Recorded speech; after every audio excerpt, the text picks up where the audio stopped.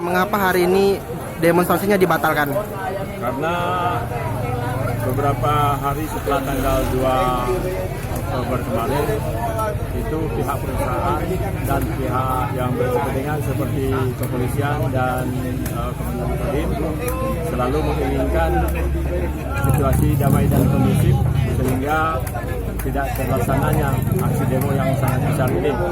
Dan kami lihat juga pihak perusahaan sangat proaktif dalam menyelesaikan permasalahan ini, sehingga ada beberapa tahapan-tahapan yang kita bicarakan sehingga mengkerucut sampai malam kemarin hingga malam tadi diputuskan bahwa seluruh tuntutan petani plasma itu dikabulkan dan pelaksanaan MOU sudah disepakati. Ada berapa poin kesepakatan, Pak? Ada 3 poin kesepakatan yang disepakati tadi malam. Yang pertama, pelaksanaan replanting dilaksanakan pada tanggal 1 Januari 2020.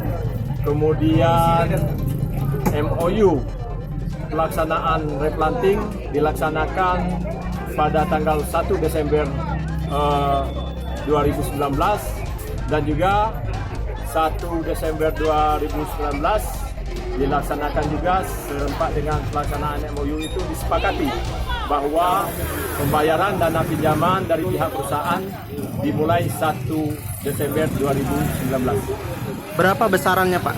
Dana masing-masing per paket per hektar itu 300.000 per bulan. 300.000 per bulan. Ini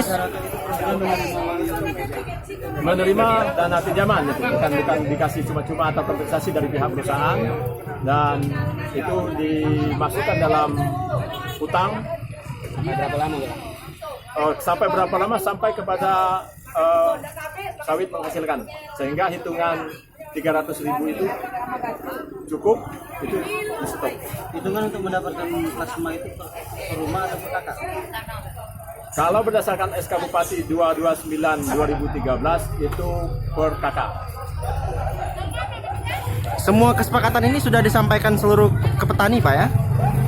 Untuk sekarang pada hari ini saya menyampaikan dengan petani sebanyak 362 di bawah naungan KUD Keluarga Serasa Marobutik. Saya selaku ketuanya dan saya selaku korlap untuk aksi demo. Tadi malam kebetulan dihadiri semua pengurus koperasi 8 desa. Itu mereka sudah mengetahui. Jumlah plasma masyarakat menerima plasma KUD Serasan berapa?